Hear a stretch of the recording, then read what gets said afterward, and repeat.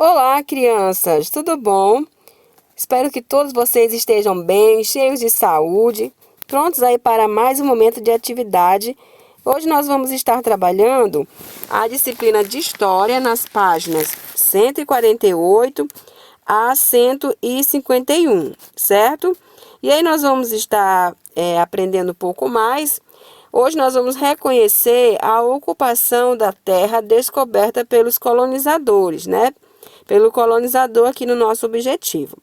E nós sabemos, criança, que colonizador é um termo usado para se referir ao europeu que pretendia dominar, ocupar e explorar o território na América, né? Que no caso aqui, nesse momento, foi o Brasil, né? Que eles chegaram para explorar esse Brasil aqui, que é o território brasileiro, que hoje é o nosso Brasil. Certo, crianças?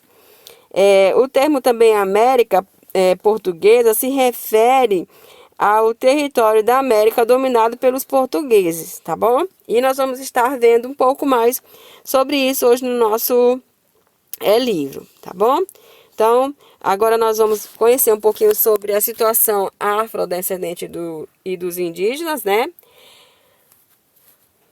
A população afrodescendente e indígena no Brasil resiste ao nível mais alto de analfabetismo, pobreza e desemprego, além de maiores dificuldades para acessar os serviços de saúde. Disse o oficial nacional da Unidade Técnica de Sistema de Serviços de Saúde da representação e da Organização Pan-Americana da Saúde, que é a Organização Mundial de Saúde, tá, crianças, no Brasil.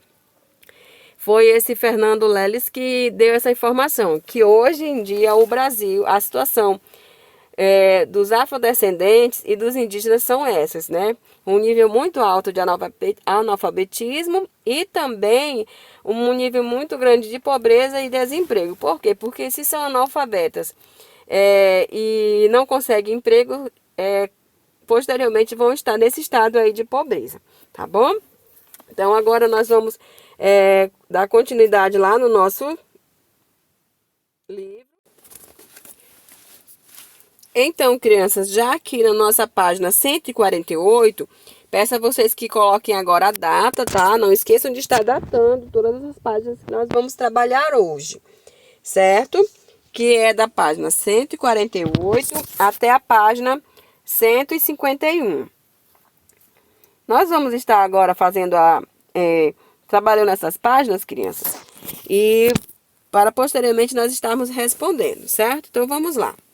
O nosso título diz assim: Muitos caminhos, muitos brasileiros, né? Vamos ler aqui para iniciar. O povo brasileiro se formou principalmente a partir de três grandes grupos populacionais. Primeiro, eram os indígenas, que eles já estavam aqui, né? Quando os europeus chegaram. Depois, os europeus que chegaram na intenção de colonizar o Brasil, né? Quando eles disseram que descobriram o Brasil. E depois, esses europeus trouxeram os africanos, que nós já trabalhamos anteriormente, que eles trouxeram os africanos para cá na condição de escravos, né? Então, quando eles chegaram, os europeus chegaram, já existia os indígenas, que já eram habitantes do território brasileiro. E aí, veio os europeus e trouxeram depois para o serviço, né, para a mão de obra escrava, os africanos, certo, crianças? E a gente vai ver agora, aí, esse encontro só ocorreu porque os portugueses ocuparam o Brasil, criando novos povoados, né, e novas atividades econômicas. E aí nós temos aqui esse texto que vai falar um pouco sobre, né, esse tema. Então vamos lá. Aí aqui nós temos a Mangueira, que traz os Brasis do Brasil, né? Mostrando a formação do povo brasileiro.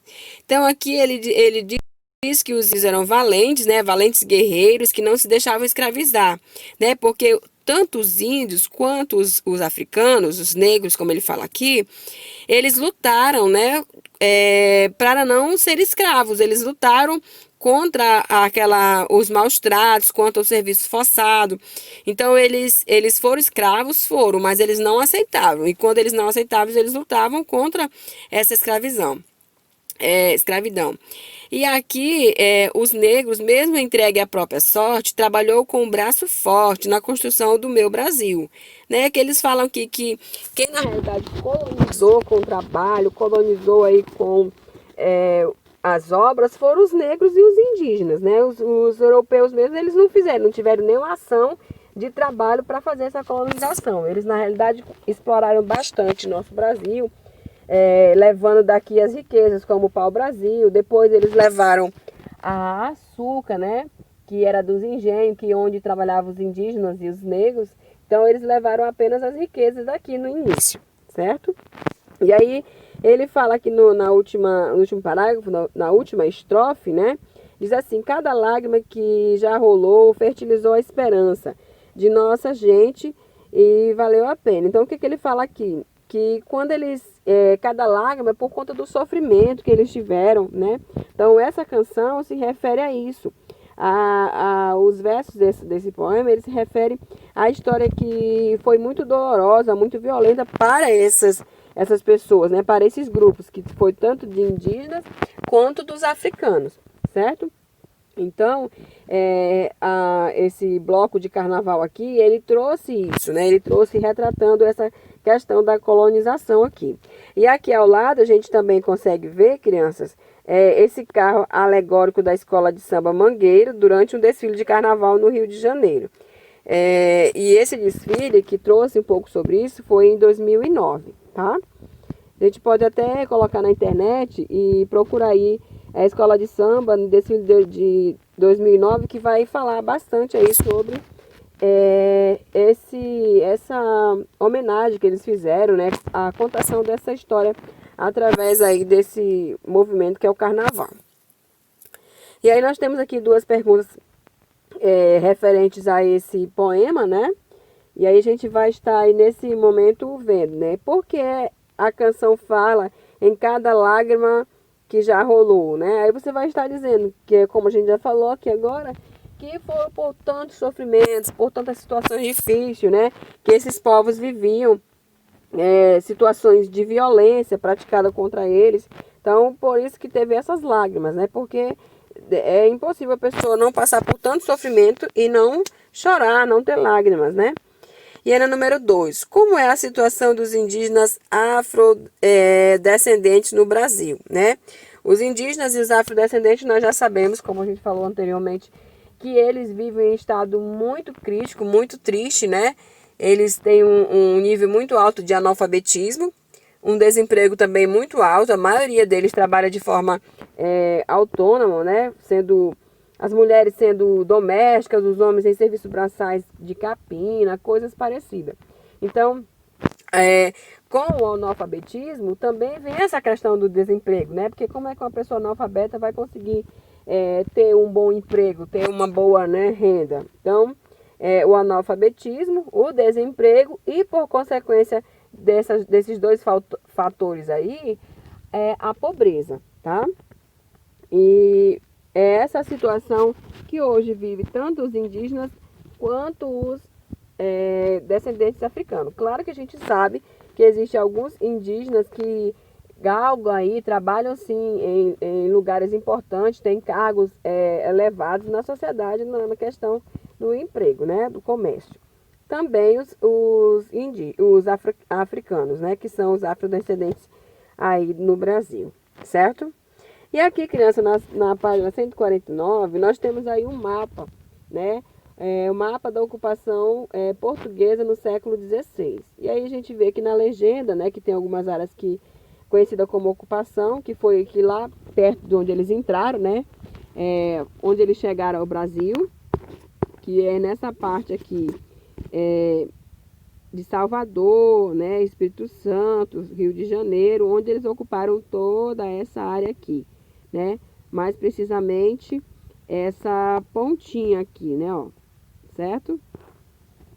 E esses lugares aí continuam sendo, né, estados brasileiros, sendo território brasileiro, tá? E aí nós temos também essa outra parte aqui, da área conhecida, mas sem a presença de cidades ou vila, né? Que é essa areazinha mais amareladinha aqui. E aí nós temos também a área verde, área sob o domínio dos espanhóis, né? Então, que foi onde ocorreu bastante a questão desse domínio desses espanhóis aqui, certo? Ó, a maior parte brasileira foi onde eles começaram mesmo a dominar, tá? E aqui nós temos aqui, né, as migrações e ocupação do território. O Brasil não era um território vazio quando os portugueses chegaram, né? Como eu já havia falado para vocês, como nós já estamos vendo, ele já era ocupado pelos povos indígenas, né?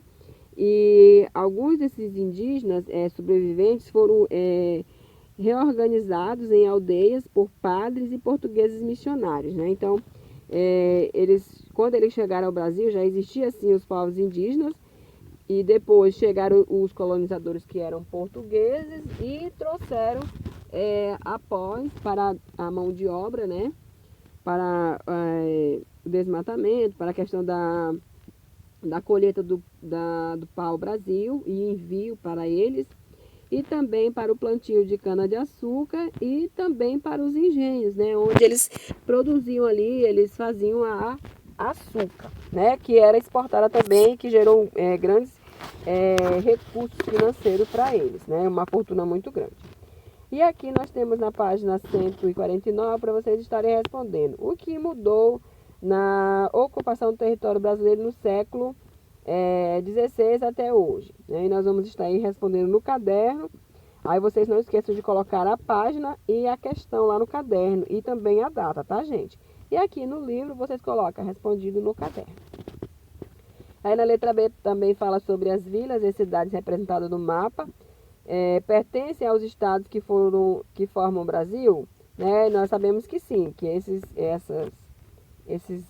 estados aqui pertencem ao Brasil, né? Que é Salvador, Rio de Janeiro, Bahia, né? Que é o estado de Salvador, Porto Seguro. Então a gente sabe sim que eles fazem parte do território brasileiro hoje. Aí vocês vão estar escrevendo aí esses nomes desses estados, certo? Aí nós temos na página 149 também aqui um pouco sobre, né, a questão lá do engenho, como era trabalhado, e mostra também nessas duas páginas aqui, nessas duas imagens, crianças, o engenho de açúcar, né, em gravura, de autor desconhecido, ninguém sabe quem foi que fez essa tela aí, quem pintou, produzido por volta de 1700, né? Então, o Brasil foi descoberto em 1500, então foi aí após esses anos aí foram que teve essa imagem aqui, né? Nós já sabemos que essa imagem primeira aqui é do engenho de açúcar, onde eles produziam esse açúcar, onde eles trabalhavam. A gente pode perceber aqui, crianças, que tem, né, os trabalhadores aqui, né, negros, e talvez indígenas também. E aqui nessa carrocinha aqui, ó, o senhor de engenho, que é o que fazia a fiscalização, né? Sabia se os índios estavam mesmo trabalhando, se o serviço estava ficando certinho. E nesse momento aqui, olha como é que era, ó. Tinha esses engenhos aqui que também eram movidos à força humana e à força animal. Assim como a gente está vendo aqui, né? Essa carrocinha sendo levada por animais. E hoje em dia nós temos esse outro estilo aqui, né? Que também tem o serviço humano, né? O braçal, mas também a maioria com os maquinários, né? Nós sabemos que hoje em dia se usa também mais máquinas, né? E olha aí, tudo já pronto para o transporte, certo, crianças? Então, nós temos aqui essas duas usinas produtoras aí. Essa aqui é em São Paulo, essa segunda é em São Paulo, e essa foto foi tirada em 2014. E aí nós temos aqui essas duas questõezinhas para vocês estarem respondendo, né? Discuta as questões a seguir em dupla, mas nesse momento nós não podemos fazer em dupla, né? Com os colegas de sala, você vai estar discutindo aí com seus familiares, papai, mamãe, quem estiver te auxiliando na atividade. Aí, quais as semelhanças entre os engenhos do século passado e os das usinas de hoje, né? Aí você vai estar aí colocando. E quais as diferenças, tá bom? Nós temos aqui esse mapa na página 151, que esse mapa você vai estar observando para estar respondendo as questões 3 e 4, certo? Que nós temos a economia da América Portuguesa no século XVII e também a economia da América Portuguesa no século XVIII, né? Aí a gente vê aqui que todo o Brasil estava bem ocupado por eles, né? Nós temos a legenda e aqui tem as atividades que vocês vão estarem respondendo, certo? É interessante, crianças, que nessas imagens aqui, a gente consegue também observar o que eles exploravam, né? Onde tinha a exploração aí do pau-brasil, né? Nessas partes verdes, que a gente percebe que foi realmente nos estados onde eles chegaram, né? Onde eles entraram, né? No território brasileiro, aqui no cantinho, ó, a gente percebe que todo esse canto aqui é onde eles chegaram, então foi aí que eles começaram a exploração do pau-brasil, né? E aí temos também os espaços onde teve a cana-de-açúcar, aqui, ó, nesse laranjinha pequenininho, ó, tá vendo? As pequenas partezinhas aqui. Nós temos aí também teve a questão da pecuária, olha, a pecuária ganhou um espaço bem grande deles aqui, né? Toda essa parte lilás aqui foi onde teve a exploração, né? Criação da pecuária, né? Teve também nesses amarelo aí o minério, né? E aí vocês vão estar aí vendo sobre tudo isso, o algodão, o fumo, né? Então a gente tem aí toda essa parte que foi explorada dentro dessa legenda para a gente entender direitinho esse mapa.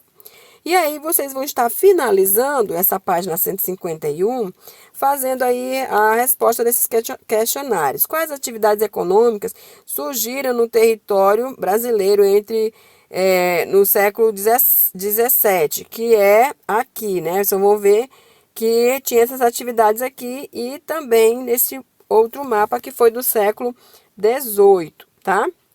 E vocês vão estar aí respondendo essas atividades e concluindo a nossa tarefa de hoje. Então, crianças, a nossa aula hoje de muitos caminhos e muitos brasileiros ficam por aqui nas páginas 148 a 151. Meus amores, não esqueçam de estarem colocando as datas, tá bom? E quando for fazer a correção no próximo vídeo, você esteja também colocando o CL, porque aí você vai estar tendo a certeza de que todas as respostas estão corretas, porque já foram corrigidas na lousa, certo? Então, se por um acaso você errar alguma questão, alguma respostinha, você corrige e arruma aí no seu caderno, no seu livro, tá bom? Um beijo da professora Fabiana e até a nossa próxima aula. Tchau, tchau.